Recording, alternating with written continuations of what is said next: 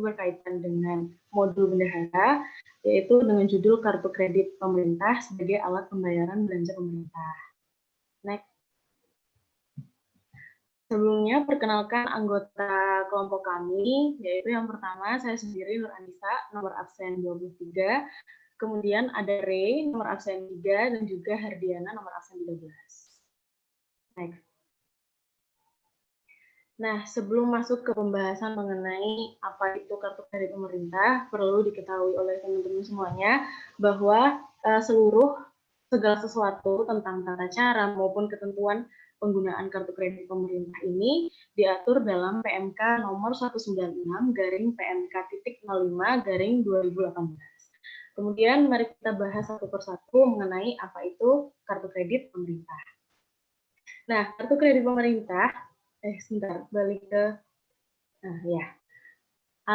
kartu kredit pemerintah itu adalah alat pembayaran dengan menggunakan kartu yang dapat digunakan untuk melakukan pembayaran atas belanja APBN, di mana kewajiban pembayaran pemegang kartu itu dipenuhi terlebih dahulu oleh bank, kemudian nanti Satker berkewajiban melakukan pelunasan. Nah, ini istilah gampangnya itu seperti kayak bank itu menalangi pakai uang dulu, nanti setelah di periode yang telah ditentukan, Satker itu berkewajiban melakukan pelunasan. Nah, sistematika ini atau mekanisme kartu kredit pemerintah ini tidak jauh berbeda dengan kartu kredit yang seperti biasanya, yang dimiliki oleh nasabah-nasabah bank seperti itu. Nah, next. Nah, kemudian kenapa sih pemerintah itu harus menggunakan kartu kredit pemerintah? Kenapa uang UP itu tidak diberikan 100% tunai? Nah, itu tuh adalah salah satu dari upaya Direktorat Jenderal Pembendaharaan untuk melakukan simplifikasi dan modernisasi dalam rangka memperbaiki, menyempurnakan, dan menyederhanakan pelaksanaan anggaran. Nah, next. Nah, ini dirinci tentang tujuannya, yaitu yang pertama, meminimalisasi penggunaan uang tunai dalam transaksi keuangan negara. Tujuan yang kedua adalah meningkatkan keamanan dalam bertransaksi. Kemudian tujuan yang ketiga adalah mengurangi potensi fraud dari transaksi secara non-tunai. Kemudian tujuan yang keempat, mengurangi cost of fund atau idle cash dari penggunaan uang persediaan. Next. Nah, dalam pelaksanaan penggunaan KKP pastinya berpegang teguh pada beberapa prinsip. Yang pertama yaitu prinsip fleksibel, yaitu kemudahan penggunaan, di mana penggunaan KKP ini sudah memiliki jangkauan yang lebih luas. Kemudian yang kedua, prinsip aman, yaitu artinya aman dalam bertransaksi dan menghindari fraud. Kemudian prinsip yang ketiga itu adalah efektif. Efektif di sini adalah efektif dalam mengurangi idle cash dan cost of fund dari transaksi UP. Kemudian prinsip yang terakhir adalah akuntabilitas, yang artinya di mana pembayaran tagihan negara dan pembebanan biaya UPKKP ini dapat dipertanggungjawabkan. Next. Nah, untuk mewujudkan pemakaian kartu kredit pemerintah yang dilaksanakan secara transparan dan bertanggung jawab, pemerintah dapat menunjuk satu petugas atau yang biasa disebut di sini adalah administrator kartu kredit. Itu adalah pegawai atau pejabat yang ditunjuk untuk melakukan administrasi penggunaan kartu kredit pemerintah, termasuk memantau transaksi belanja yang dilakukan oleh pemegang kartu kredit tersebut. Nah, selain melakukan pemantauan itu, si administrator kredit ini juga mempunyai kewenangan apabila ditemukan ketidakwajaran. Administrator dapat menonaktifkan kartu kredit tersebut. Nah, kemudian ketika ketidakwajaran itu sudah dapat ditelusuri dan dapat diselesaikan sehingga menjadi wajar kembali, administrator dapat mengaktifkan kartu kredit tersebut lagi. Next. Nah, ini selanjutnya akan dilanjutkan oleh Hardiana. Terima kasih. Baik, saya Hardiana akan melanjutkan pemaparan. Satker hanya dapat melakukan perjanjian kerjasama pelaksanaan pembayaran dengan kartu kredit dalam rangka penggunaan UP dengan bank anggota Himbara di mana rekening bendahara pengeluaran atau bendahara pengeluaran pembantu dibuka dengan ketentuan berikut ini. Yaitu yang pertama, bank di luar Himbara belum termasuk sebagai bank peserta uji coba, sehingga Satker dengan BP atau BPP di luar Bank Himbara belum dapat ditetapkan dalam keputusan Direktur Jenderal Perbendaharaan. Berikutnya yaitu perjanjian kerjasama dan mekanisme pembayaran dengan kartu kredit dalam rangka penggunaan yang dilakukan oleh BPP agar tetap mempedomani Dirjen Perbendaharaan.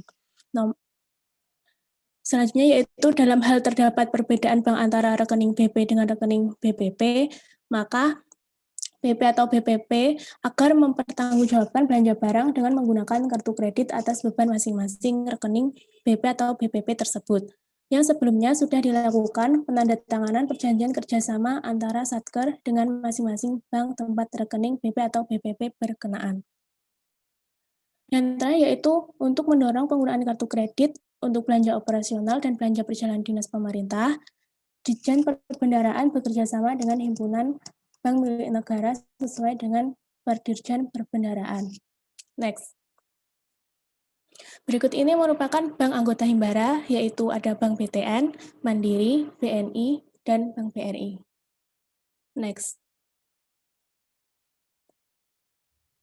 Itu kita akan membahas tentang mekanisme penggunaan kartu kredit pemerintah. Next.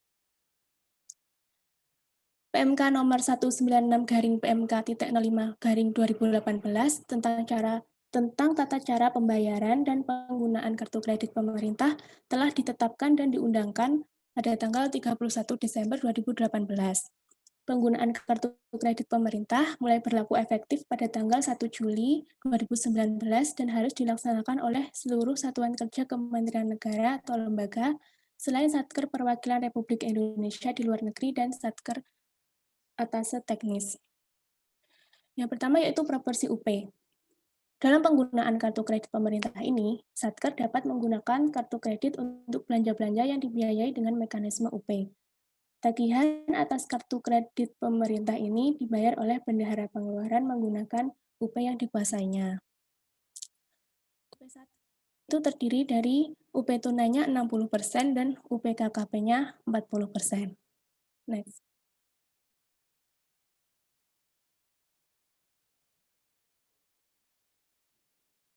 UP kartu kredit pemerintah merupakan bagian dari UP yang dikelola BP atau BPP. Besaran UP kartu kredit pemerintah dihitung dari proporsi UP kartu kredit pemerintah atau perubahan proporsi UP kartu kredit pemerintah yang telah disetujui oleh Kepala Kanwil DJPB. Next. Berikut ini merupakan permintaan UP kartu kredit pemerintah. Jadi yang pertama, bendahara pengeluaran menyampaikan kebutuhan UP KKP Satker kepada PPK. Kemudian berdasarkan kebutuhan UP kartu kredit pemerintah, PPK mencantumkan kebutuhan UP kartu kredit pemerintah dalam surat pernyataan UP. Surat pernyataan UP tersebut diterbitkan oleh KPA untuk diajukan pada saat penyampaian SPM UP tunai ke KPPN. Dan KPPN melakukan penelitian besaran atau proporsi UP KKP. Nah, apabila proporsi dirasa tidak memenuhi ketentuan, maka KPPN akan menerbitkan surat persetujuan KKP Satker tersebut. Next. Nah, siapa saja yang menggunakan kartu kredit? Yang pertama yaitu pegawai yang tugasnya berbelanja kebutuhan sehari-hari perkantoran, seperti berbelanja ATK, seperti persediaan yang digunakan dalam kegiatan operasional Satker. Di sini dalam pemerintahan disebut sebagai pejabat pengadaan. Yang kedua yaitu pegawai yang melaksanakan pembayaran biaya perjalanan dinas, seperti pembayaran atau hotel. Next.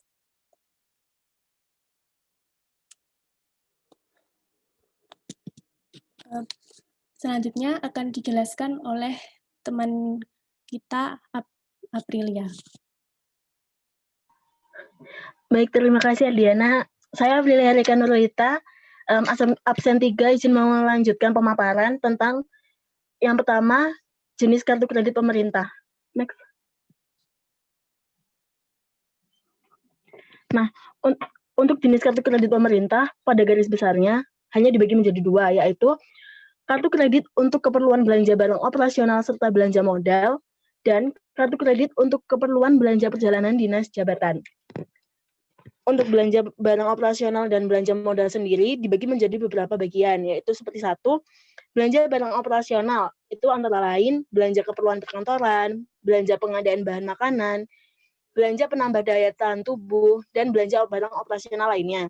Kalau belanja barang non-operasional itu seperti belanja bahan dan belanja barang non-operasional lainnya.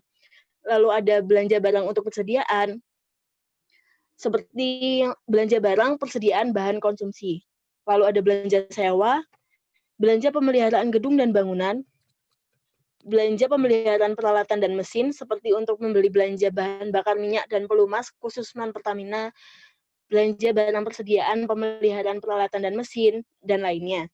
Lalu ada belanja pemeliharaan lainnya. Dan yang terakhir ada belanja modal dengan nilai belanja yang paling banyak 50 juta rupiah. Lalu untuk belanja perjalanan dinas, itu seperti yang biasanya kita tahu, kebutuhan-kebutuhan dalam perjalanan dinas ada seperti belanja biaya transport, biaya penginapan, biaya sewa kendaraan dalam kota. Next. Nah, ini untuk batasan atau limit belanja kartu kredit pemerintah. Yang pertama, untuk belanja operasional dan belanja modal, itu batasannya adalah untuk pertama kali paling banyak sebesar 50 juta dalam setiap kartu kredit dalam 1 bulan. Dan kalau misalnya untuk belanja perjalanan dinas jabatan, untuk pertama kali diberikan paling banyak sebesar 20 juta untuk setiap kartu kredit dalam 1 bulan. Nah, kalau ada pelaksanaan belanja kebutuhannya lebih tinggi, penanggung jawab dapat meminta revisi kepada Dirjen Perbendaharaan terkait dengan kenaikan batasan limit belanja. Tapi dengan syarat-syarat yang berlaku. Next. Nah, ini syarat-syaratnya. Jadi, Satker itu melalui administrator kartu kredit pemerintah dapat meminta kenaikan batasan belanja atau limit KKP secara sementara atau permanen kepada bank penerbit KKP. Permintaan kenaikan batasan belanja atau belanja KKP harus mendapat persetujuan dari KPA. Nah, ini ada sementara permanen. Kalau misalnya sementara itu ada beberapa syarat. Nah, Satker itu dapat meminta kenaikan batasan limit tersebut kalau sudah memenuhi syarat ini. Nomor 1, kalau misalnya keperluan belanja operasional serta belanja modal dan atau belanja barang perjalanan dinas jabatan melebihi batasan belanja sebuah kartu yang sudah ditentukan. Terus yang kedua, persetujuan tambahan uang persediaan KKP.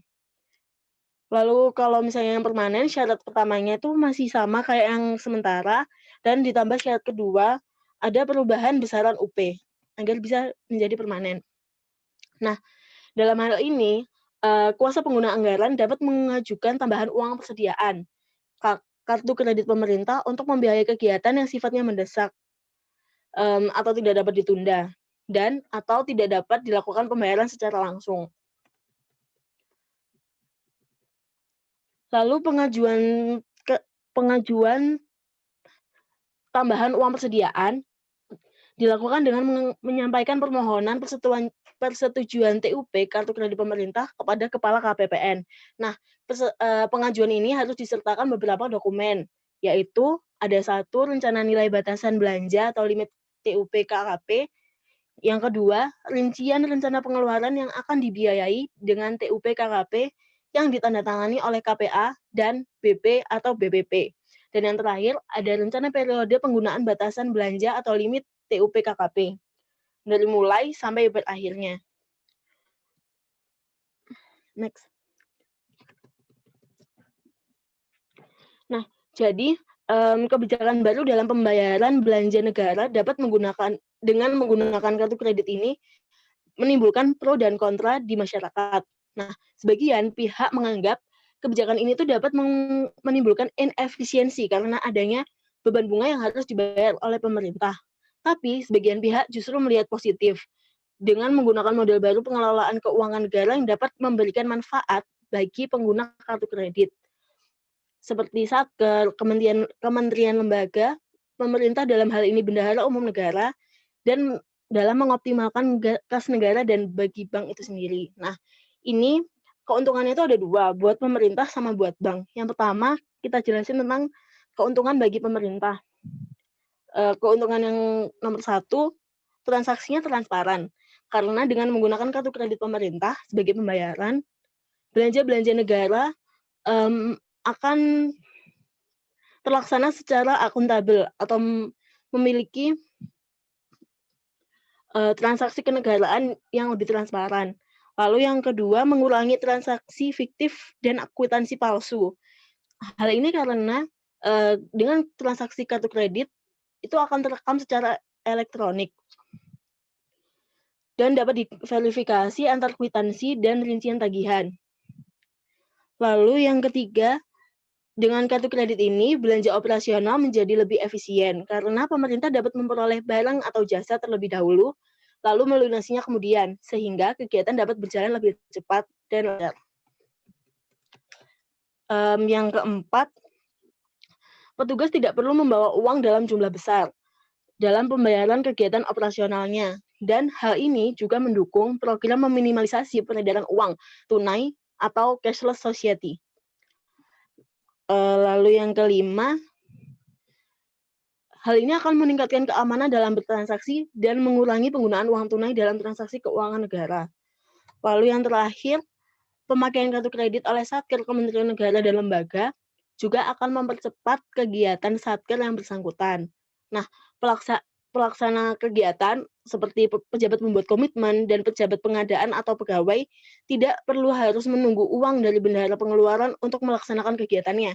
Kayak contohnya itu penyidik KPK dalam pelaksanaan tugasnya pasti memerlukan banyak perjalanan dinas. Nah, karena bila menunggu uang dari bendahara pengeluaran itu cair, maka itu akan terlalu lama. Next.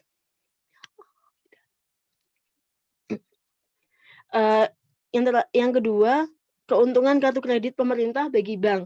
Nah, selain pemerintah, bank itu juga diuntungkan dengan adanya kartu kredit ini. Karena yang pertama, bank itu akan dapat memperluas market share-nya dan istilahnya memperbanyak pelanggan gitu dengan adanya pemerintah yang menggunakan fitur kartu kredit itu. Nah, dengan meningkatnya market share bank ini, bank juga akan merasakan adanya peningkatan cash flow bank yang menerbitkan kartu kredit. Karena kan pemerintah pasti akan membayar bunga secara tetap sesuai dengan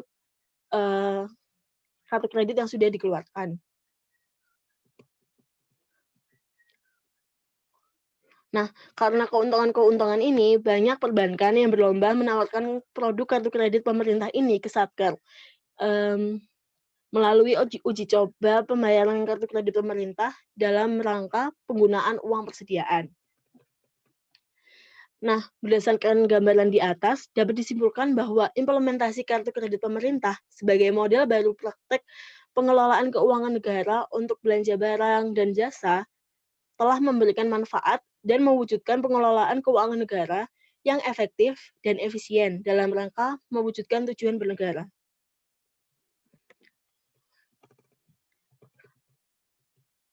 Next. Sekian pemaparan dari kelompok kami. Apabila ada pertanyaan, dipersilahkan. Baik, terima kasih pada kelompok 3 yang sudah memaparkan presentasinya terkait dengan salah satu mekanisme pembayaran dalam bentuk uang persediaan ya atau GU ya, menggunakan mekanisme kartu kredit. Sebelum ada mekanisme kartu kredit, semua mekanisme pembayaran pemerintah boleh dibilang menggunakan cash ya. Jadi tadi kita sampaikan di awal tahun biasanya Satker mengajukan uang persediaan atau UP berdasarkan aturan yang ada. Kalau saat ini menggunakan besaran-besaran maksimal dari pagu yang dimilikinya ya. Kemudian ya akan ditransfer setelah ada SP2D UP itu ke bendahara, ke rekening bendahara. Misalkan tadi kita sampaikan katakanlah 100 juta atau 50 juta. Nah, dari situ nanti akan digunakan untuk pembiayaan yang sifatnya bisa menggunakan UP atau tidak bisa menggunakan LS ya. Bisa untuk keperluan sehari-hari perkantoran, bahkan bisa untuk membeli barang ya, baik itu persediaan maupun aset tetap, maupun pekerjaan-pekerjaan yang sifatnya jasa seperti tadi disampaikan adalah pembiayaan. Nah, kemudian dalam rangka untuk salah satunya mengurangi ya peredaran cash ya, maka ditempuhlah ada mekanisme kartu kredit pemerintah, yang mana sebelumnya kartu kredit ini kan hanya dikenal di sektor non pemerintah ya, baik itu pribadi maupun corporate, tapi untuk yang non government. Nah, dengan adanya KKP ini memang yang sangat kelihatan adalah asas fleksibilitas ya, fleksibel. Orang itu bepergian, contohnya tadi yang perjalanan dinas ya, dia perlu untuk beli tiket, perlu bayar hotel, dan seterusnya, cukup bawa kartu saja, nggak perlu bawa uang kas, kurang lebihnya begitu. Kemudian nanti juga memudahkan untuk SPJ-nya, karena apa, semua tercatat atau transaksi tercatat di transaksi kartu kredit itu, tinggal nanti diverifikasi apakah ini benar untuk kepentingan kantor atau untuk kepentingan pribadi dan seterusnya, ya, dalam rangka untuk pertanggungjawabannya. Jadi unsur fleksibilitas itu menjadi pertimbangan adanya KKP, kemudian juga keamanan, ya. Kemudian juga unsur terkait dengan pertanggungjawabannya, ya. Ini kemudian ada mekanisme KKP. Walaupun saat ini untuk KKP itu baru digunakan untuk pembayaran yang melalui mekanisme uang persediaan dengan persentase yang tadi sudah disampaikan. Dulu awalnya sebelum diputuskan 60-40 itu awalnya justru lebih besar di sisi yang kartu kreditnya sebenarnya. Nah, tapi ini karena pertama kali mungkin pemerintah menggunakannya, ya perlu pembelajaran dan seterusnya, yang diputuskan tadi ya skema 60-40 ya, walaupun tadi bisa mengajukan dispensasi untuk skema yang lebih atau yang tidak sesuai dengan itu. Baik rekan-rekan sekalian, silahkan kalau ada yang mau didiskusikan atau ditanyakan pada kelompok 3. Siapa moderatornya, jangan lupa untuk mendokumentasikan ya, dokumentasinya jangan lupa. Silahkan dipimpin untuk diskusinya.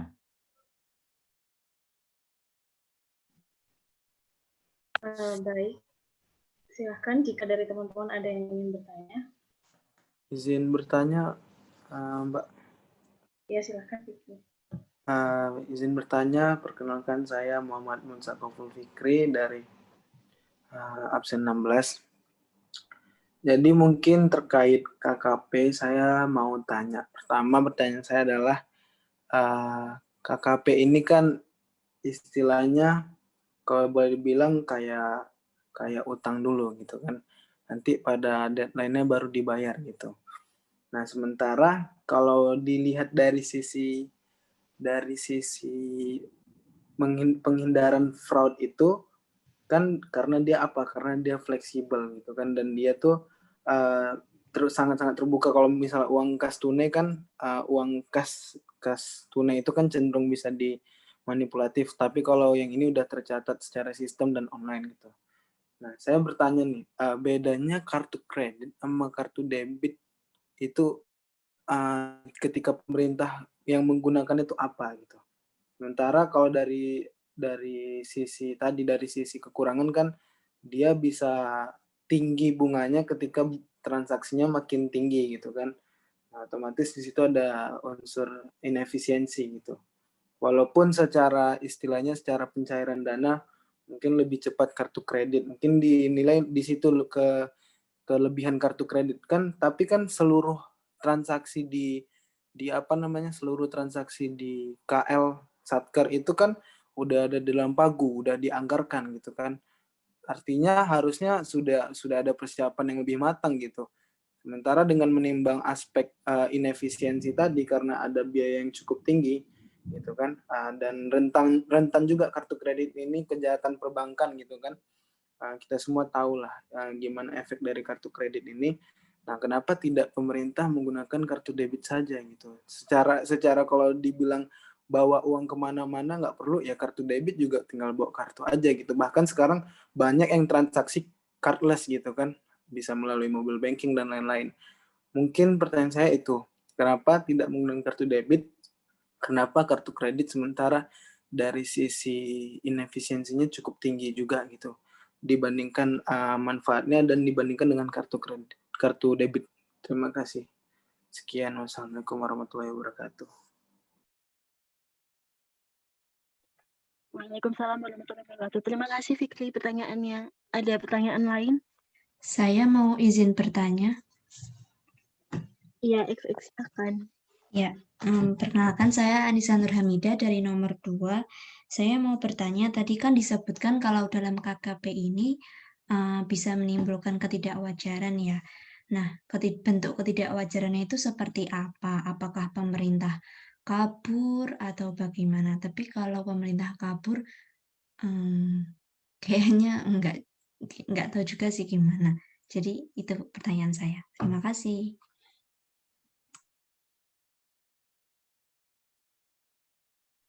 Sama-sama. Untuk penanya terakhir, izin bertanya. iya silakan. Tadi kan kalau dalam KKP ini kan dilihat sekali banyak keuntungan entah bagi itu pemerintah ataupun bank.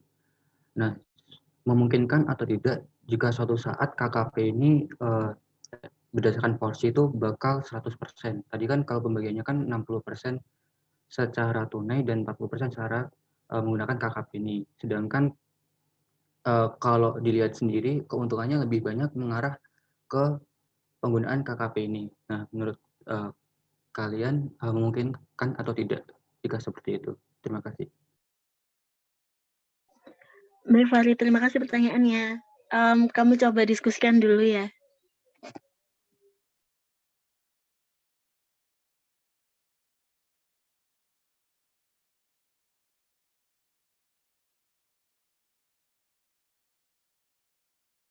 Fikri tadi tentang bedanya kartu kredit dan debit saat digunakan oleh pemerintah ya. Betul, itu pertanyaan pertama sih, tapi banyak turunan tadi pertanyaan saya. Nah, iya. Kalau misalnya untuk pemerintah sendiri sebenarnya nggak ada bedanya tuh di sini. Kalau misalnya kartu debit, otomatis pemerintah itu harus menyediakan saldo sesuai batas. Maksudnya, misalnya batasnya yang tadi untuk perjalanan dinas 20 juta. Nah, setidaknya pemerintah harus menyiapkan saldo debit sebesar itu. Tapi kalau misalnya menggunakan kartu kredit, pemerintah hanya pengeluaran itu tidak selalu melebihi batas itu. Paham maksudnya nggak? Paham. Maksudnya kalau kartu kredit kan entah dia akan habis berapa, itu nggak apa-apa gitu. Selama masih dalam batas atau limitnya itu. Terus tadi pertanyaan selanjutnya itu apa ya? Agak hilang tadi. Boleh ditanggepin nggak Mbak yang pertama? Boleh nggak Mbak ditanggepin yang tadi, yang barusan? Saya tanggepin. Iya, silakan. Nah, kalau misalnya memang betul bahwasanya pemerintah, kalau debit kan pemerintah harus menyediakan saldo gitu kan. Kalau yang kedua tidak perlu menyediakan saldo karena pun istilahnya kata Mbak Alivia tadi kan udah ada batasnya gitu kan. Ya karena justru ada batasnya kan udah enak nyediain saldonya. Sementara nanti ada tadi jodoh ketidakwajaran tadi gitu.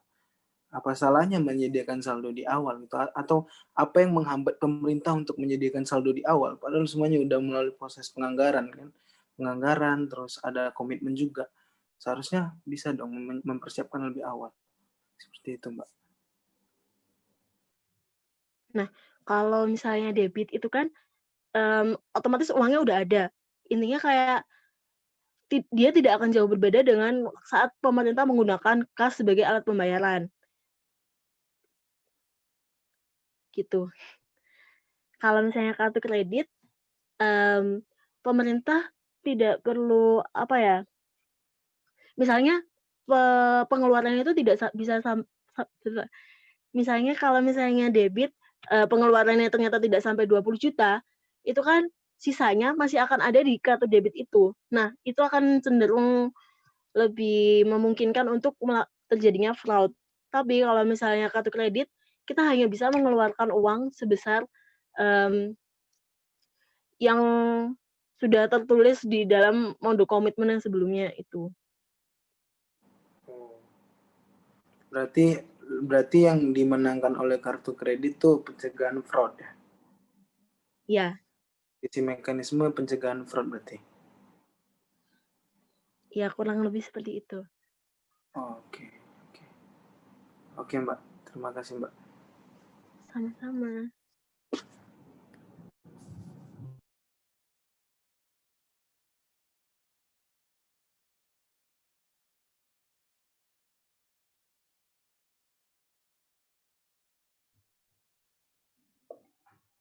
Baik, silahkan dilanjut.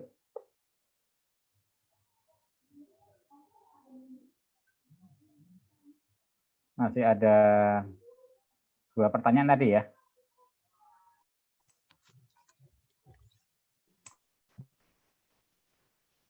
Iya Pak, izin menjawab pertanyaan dari Anissa Nurhamidah mengenai contoh dari ketidakwajaran itu seperti apa. Gitu.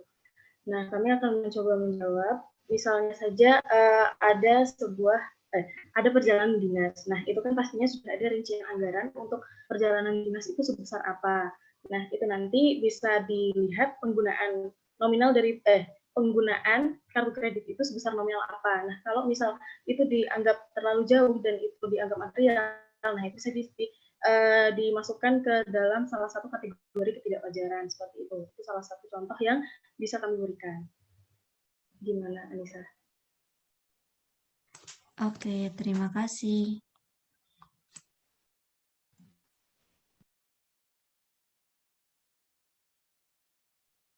Baik, selanjutnya saya akan mencoba menjawab dari pertanyaan Farid Iqbal. Pertanyaan tadi, KKP menguntungkan untuk pemerintah bagi bank, apakah memungkinkan menggunakan 100% UP? Nah, jadi sebenarnya proporsi UP itu bisa diubah. Dan besaran UP itu juga bisa diubah. Jadi tergantung kayak kebutuhan satkernya gitu. Dan selanjutnya bisa saja proporsi UP itu 100% tunai.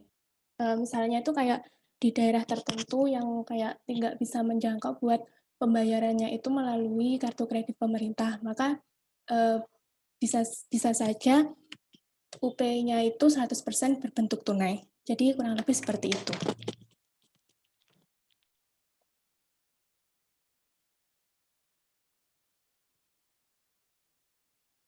Baik, makasih. Ya, sama-sama.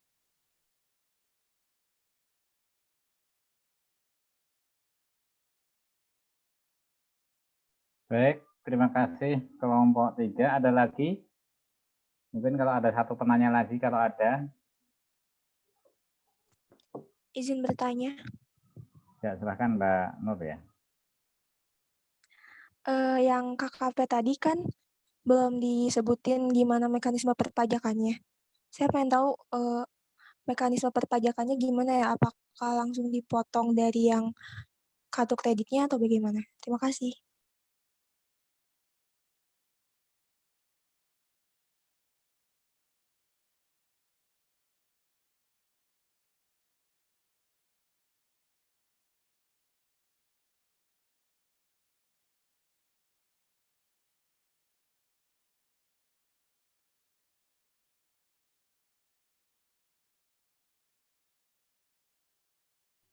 Gimana kelompok 3 terkait dengan mekanisme pajaknya, perpajakannya?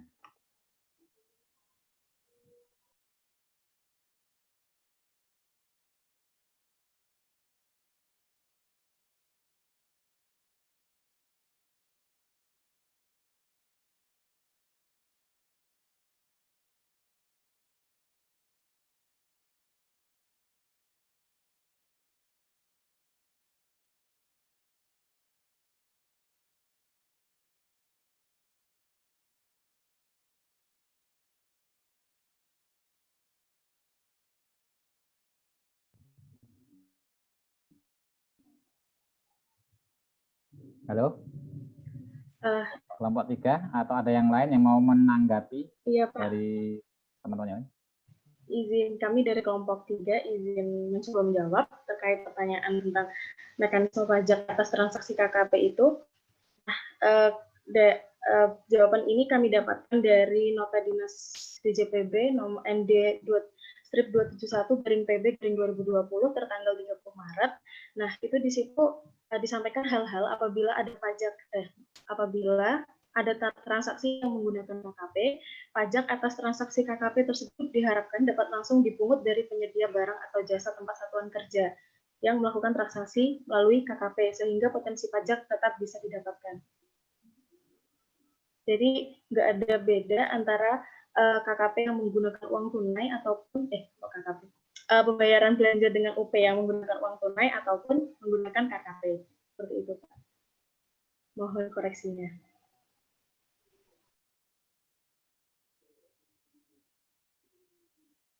Baik, terima kasih Mbak Nur Anissa. Ya. Baik, rekan-rekan sekalian, terima kasih atas presentasi dan juga partisipasinya. Ada beberapa yang mungkin saya ingin tambahkan. Yang pertama, pertanyaan pertama tadi terkait dengan kenapa nggak pakai kartu debit saja, gitu ya. Pemerintah itu juga mirip dengan kita sebenarnya, ya, tidak selalu punya uang. Ya. Bahkan dalam kondisi tertentu, apalagi kondisi seperti ini, uang yang dimiliki itu boleh dibilang kurang lah dibandingkan kebutuhan yang harus dipenuhi. Ya, apalagi di masa pandemi seperti ini kan prioritas pemerintah lebih banyak ke penanganan COVID misalkan. Dan sebenarnya apa yang ada di Pagu itu belum tentu sudah ada uangnya. Karena pemerintah itu kan baru merencanakan didipakan sekian. Tapi nanti uangnya kapan? Ketika ada penerimaan, realisasi penerimaan, pajak, biaya cukai, dan seterusnya. Maka biasanya kekurangan penerimaan negara, misalkan pajaknya tidak mencapai target, itu akan memperbesar apa? Pembiayaan. Jadi utangnya diperbesar, berarti kalau penerimaannya kurang sementara belanjanya tetap. Berarti kan mau nggak mau kita harus cari sumber pemasukan lain, yaitu dari mana? Dari pembiayaan. Apa itu? Menerbitkan sukuk, menerbitkan obligasi, menerbitkan surat utang, dan seterusnya. Ya. Dan sudah saya chat di grup, ya, tujuan KKP, ya, tujuan utama KKP, ya, di situ ada 4 hal. Nah, yang paling bawah itu terutama mengurangi cost of fund atau idle cash dari penggunaan uang persediaan. Kalau kita berikan kartu debit, berapa banyak yang idle di sana? Sama dengan kas tunai tadi kan. Jadi beredar uang itu ya dalam posisi idle. Padahal kalau kita bisa optimalkan pemanfaatan idle cash ini, seperti di Direktorat Pemangkas Negara itu sekarang sudah ada treasury dealing room, di mana pemerintah bisa menginvestasikan dalam instrumen-instrumen yang aman, ya seperti deposito jangka pendek atau dalam investasi yang aman, sehingga pemerintah dapat remunerasi, dapat penghasilan dari kas yang diinvestasikan di sana. Ya. Oke, itu kurang lebihnya ya. Kurang lebihnya untuk yang Mas Fikri tadi ya.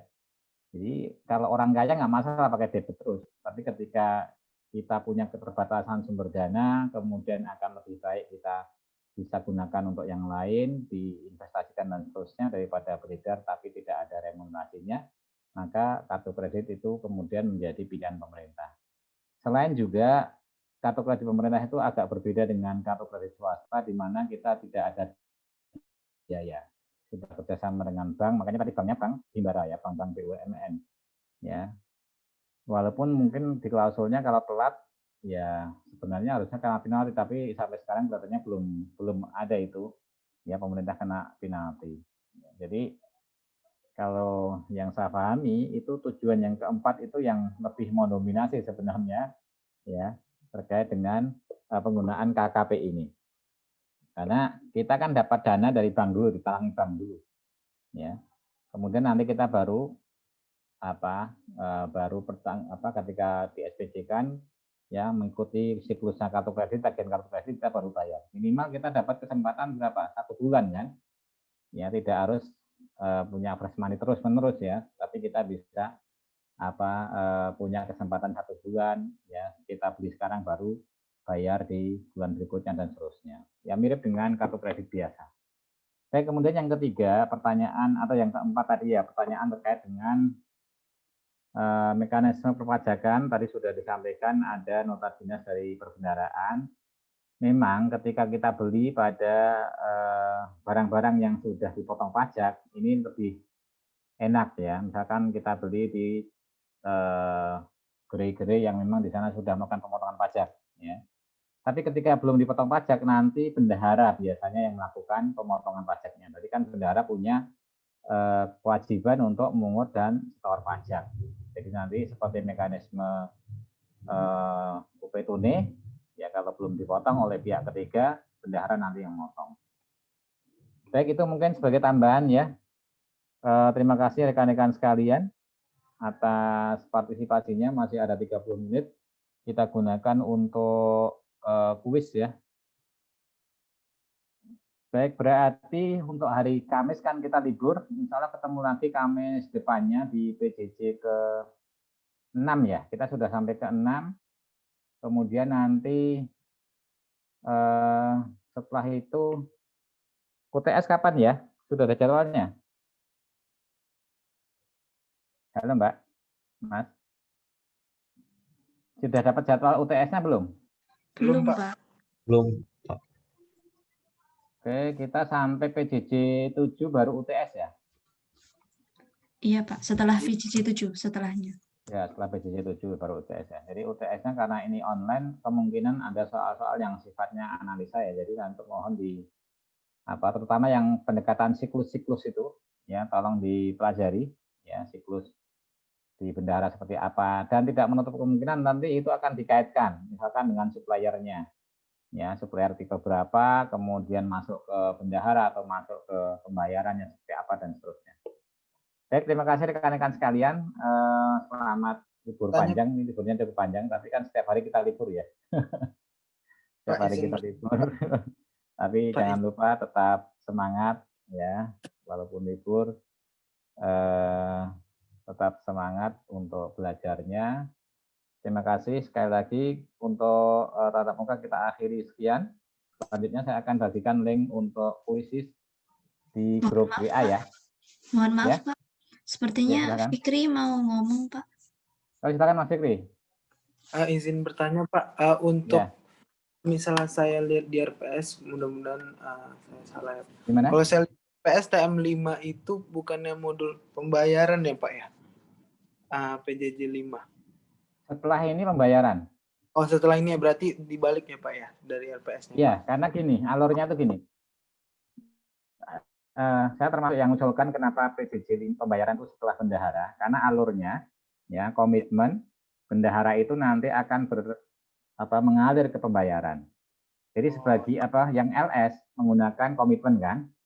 Komitmen ada penyetoran BST. Nah, BST itu akan dijadikan sebagai dasar untuk membuat resum tagihan. Ya, membuat resum tagihan. Siapa yang buat resum tagihan atau SPT? Ada di pembayaran. Bendahara juga demikian, ketika bendahara melakukan transaksi terkait dengan mekanisme uang persediaan, dia akan mengajukan SPJ. Ya, nanti setelah bendahara di sana ada pembuatan kwitansi, di RPP, baru mengalir ke pembayaran. Ya. Oh, ya, itu ya. Siap. Siap, Pak. Baik, terima kasih Mas Fikri. Baik, terima kasih rekan-rekan sekalian. Selamat libur panjang. Tapi sebelum libur panjang kita latihan dulu di kuisis ya. Waktunya mungkin satu soal sekitar setengah menit. Soalnya hanya ada 15 soal. Ya. Terima kasih ya semuanya. Sehat semuanya. Insya Allah kita akhiri. Assalamualaikum warahmatullahi wabarakatuh. Waalaikumsalam. Terima kasih Pak. Ya, sama-sama.